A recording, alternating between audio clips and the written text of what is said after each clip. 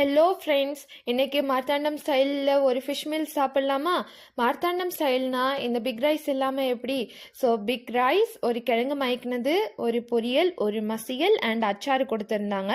அதுக்கப்புறமா நாங்கள் கேரமீன் குழம்பு ஆர்டர் பண்ணியிருந்தோம்.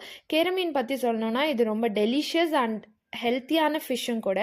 ஃபிஷ் சாப்பிட தெரியாதவங்களுக்கும் ரியலி ஒரு கிஃப்டட் ஃபிஷ் இது. பிகாஸ் அதில் முள்ளே இல்லாதனால யார் வேணாலும் ஈஸியாக என்ஜாய் பண்ணி ஃபிஷ் வந்து சாப்பிட்லாம். And then we order this jumbo sized navara fish. So navara fish எப்பயுமே ரொம்ப டேஸ்டியாக இருக்கிற ஃபிஷ் தான். நாங்கள் இன்றைக்கி ஆர்டர் பண்ணியிருந்த ஃபிஷ் வந்து ரொம்ப டேஸ்டியாகவும் டெலிஷியஸாகவும் ரொம்ப ஃப்ரெஷ்ஷாகவும் இருந்துச்சு. தேங்காய் அரைச்சி ஊற்றி வைக்கிற ஃபிஷ் குழம்பு எப்பயுமே ரொம்ப டெலிஷியஸாக இருக்கும். ஸோ நாங்கள் இன்றைக்கி ஆர்டர் பண்ணியிருந்த கேரமீன் குழம்புலையும் தேங்காய் அரைச்சி ஊற்றி வச்சுருந்தனால ரொம்ப ரொம்ப டெலிஷியஸாக இருந்துச்சு.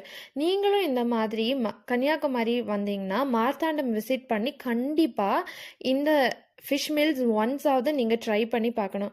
ஸோ இதுக்கு முன்னாடி யாராவது ட்ரை பண்ணியிருந்தீங்கன்னா நீங்கள் கமெண்டில் சொல்லுங்கள். இல்லை இனிமேல் ட்ரை பண்ணணும் உங்களுக்கு ஆசையாக இருந்துச்சுனாலும் நீங்கள் கமெண்டில் சொல்லுங்கள்.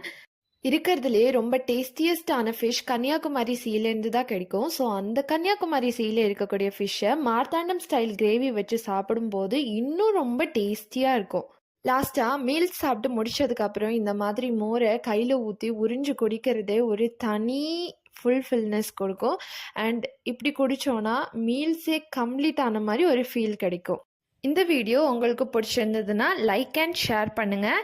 அண்ட் என் சேனலுக்கு சப்ஸ்கிரைப் பண்ணுங்கள்.